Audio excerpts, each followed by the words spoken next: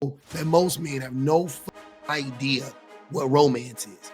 And a huge reason why we don't know what romance is because of how we are socialized. It was the movie Rocky, because my husband said to me that movie is very romantic and he thought that I would like it.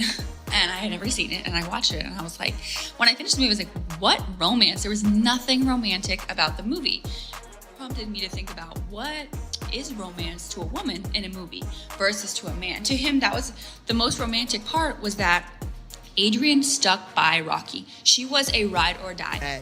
In the eyes and the minds of men, it's like, oh, these women don't love us anymore because they're not willing to suffer in silence.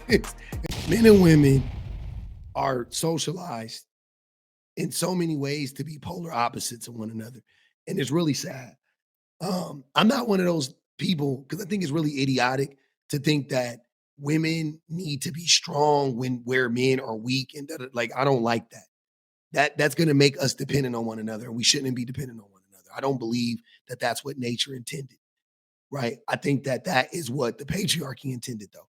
I don't think that's what the matriarchy would intend, and I don't think that that's what nature intends. But men have created this system where they socialize women to be able, like, women are like fucking Swiss Army knives. They can do every fucking thing. They can do everything. And men can do like two things really well. And you know what I'm saying? And that's at best. And I'm just making that up because I don't even think men are really good at much. But men can do like two things really, really well, let's say, right? And that's it. And it makes men be codependent, right, with women, and it makes women codependent with men, codependent on men, because one of the things that men do, and it's not even that they're really good at it, but just one of the ways in which women become dependent on men is after they have children, they're financially more dependent on a man, or solely dependent on a man, right? Dependent on a man 100%. And that's not good in most cases.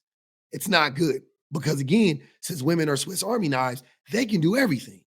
And men know women can do everything.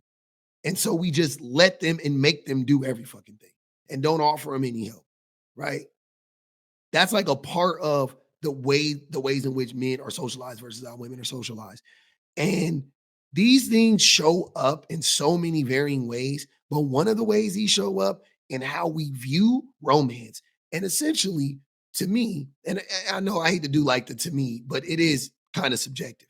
Like, what is romance? Or, I'm not talking about the definition. I'm saying, like, what does it look like? Like, to me, romance are the things that, like, the gestures that you do that make the other person fall in love with you, that make the other and I don't mean being performative, by the way. I'm saying, like, truly connect. The things that you do to truly connect with the person. That to me is like romance. True, like, it's romantic as fuck when a man when sees a woman like doing something like cleaning and then he helps her clean. I think that's romantic. You know what I'm saying? When a man makes sure that a woman gets hers in bed, let's say, even if you want to go straight to the physical, I think that's romantic.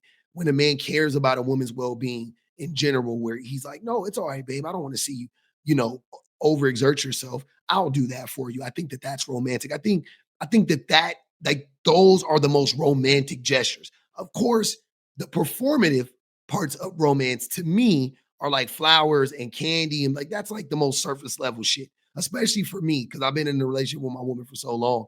That shit is like fleeting. You know what I'm saying? It's the little big things. It's the little big things, right? Most men don't know what romance is, and I don't even. I'm not an expert on romance at all, but I know that most men have no fucking idea what romance is. And a huge reason why we don't know what romance is because of how we are socialized. And the way that we are socialized, one of the main ways that we are socialized is through media, movies at the top of this list. It was the movie Rocky, because my husband said to me that movie is very romantic and he thought that I would like it. And I had never seen it, and I watched it, and I was like, when I finished the movie, I was like, what romance? There was nothing romantic about the movie. I've literally never thought Rocky was romantic. It's never crossed my mind that it was romantic. Literally, there's a relationship between Rocky and Adrian, but they don't show us anything about Adrian that would make Rocky fall in love with her. It's kind of just like it's almost like when the movie starts, he's already in love with her and he's just trying to convince her to like date him. And What it is like they show her and she's just like pretty and like meek and humble and very feminine, conventionally feminine. And that's all you need to convince men that she's worth the pursuit. That was all they needed. They didn't need to talk about her character really. You kind of it was kind of always implied and insinuated because she's like the girl next door. And men love that. Oh, she's a chaste woman. Obviously she's protected. And she's not out sleeping with a bunch of men. And look, she's modest. That like it was always there. All the signs were there that she was that woman and she was worth being pursued. They didn't really have to paint much of a picture of her beyond that. Because that's how easy it is, for men to just buy into the idea that like, oh, yeah, that's the woman for me. Even though we know even that's all fake, right? and then I don't know. But he doesn't even like take her out on any really nice dates or like romance her or anything. They just kind of like together. So I was like, this is not romantic at all. But then that prompted me to think about what is romance to a woman in a movie versus to a man. To him, that was the most romantic part, was that Adrian stuck by Rocky. She was a ride or die. No matter how many people were trashing Rocky in the news, in the media, no matter how many people were clowning on him, how many people were doubting him, how he was literally no one before he started fighting. But she stuck by him through everything, through it all, and even through the later movies. Like he was facing a lot of backlash and he was like not sure if he was ever going to fight again, and they didn't have enough money. She still stuck through them. And to men, that is romantic. Now, I just did a video on this. I wish I would have put this video in there. I ain't gonna even hold you. But anyways, the video basically what the men were saying was like women don't listen to men and women don't care about men anymore. That is because so fewer women are interested in being a ride or die, that in the eyes and the minds of men, it's like, oh, these women don't love us anymore because they're not willing to suffer in silence and put up with our bullshit and allow us to manipulate them and abuse them and treat them like human doormats. It's really remarkable. to me, my idea of romance on film, when I thought about it, is hypergamy. A woman falls in love with a man who can do something for her. He gives her some kind of value. He adds value to her life, which honestly, not a lot of modern romances display. We only see that really in fairy tales, in fairy tale arcs, other than like The Sound of Music and The Nanny. The woman's not really marrying up anymore. And that I think that's because women today are so successful that it's kind of hard to marry up, because not as many men are more successful than women anymore, unless they're a billionaire, which is why so many romance novels have the trope of regular girl, working girl, falls in love with a billionaire, and he takes care of her. Romance being displayed as hypergamy, and I disagree with that. I think that that's less harmful than the ride or die. You know what I'm saying? Like for women or whatever. But I don't most women are abused no matter what. But women that are being like Pretty Woman type situation, whatever. It doesn't matter. You like she's naming it, like Cinderella, you know what I mean? Like that's not to me, that's not romance either. Maybe I'm wrong and you guys can let me know. I think a great example of I think a good example of romance. I've always liked the movie Juno. And I know that was like between two kids, but I always liked Juno because I don't know, I just like the way he treated her or whatever, even though they were kids and they were teenagers. It was just like he genuinely cared about her. He genuinely liked her. He never like tried to harm her. You know what I'm saying? Like like that is to me like a good help. And it's hard because it's hard to find healthy representations of romance the way that she's talking about it, like where the, where the woman is it to me, where women are being harmed, or and men are like, or yeah, like the male character is like genuinely showing up for the woman. It's hard to find that. She 100%. Like I agree with that, but I kind of, I really disagree that it's the best version of romance is shown through hypergamy. I don't believe, I don't buy into that. I think that that is also like harmful to women, and the whole, like, to me, the whole notion of hypergamy was created by the patriarchy. The whole idea of it, you know what I mean? Like, I don't even think women can be hypergamous. You know what I'm saying? Like, I don't know. Maybe that's just me. Like, I don't even like I don't think women can be gold diggers. I don't buy into that idea at all. Cause I'm like, the men who pursue these women know exactly what they want. And usually those situations that she is describing are completely transactional. And I don't know when we started to view transactional relationships as romantic. That's why 50 Shades of Grey was so popular. It is the modern equivalent of man gives value to woman, elevating her life in exchange for a relationship and love and commitment. That is what romance is. And when I look at most of the chick flicks from the past 20, 30 years, they're not romantic. They're really not. They want us to think that it is romantic, but in some ways, well, they're not hypergamous. So that's really what I'm trying to say. The romance is completely different. It is more of an equal playing field romance. And sometimes the woman even has to make a sacrifice to be with the man. She has to settle for him. Andy in How to Lose a Guy in 10 Days. I would even argue that when Harry Met Sally, she Did she settle for him? I think they were kind of equal in that movie. I think it was terrible because they both were playing games, but you know what I'm saying? Like I don't think she settled for him. It was fucking Matthew McConaughey. He was well off and successful, and she was well off and successful. I don't think she settled for him, but I could be wrong. settled for him, he wasn't really the guy of her dreams, right? But that's debatable. The point is that what men and women find romantic is very different, and that's kind of obvious, but it really shows up on film. To men, romance is just unwavering support through whatever they're going through and through their struggles and through their ascension, most of all, because the male protagonist always ascends by the end of the movie.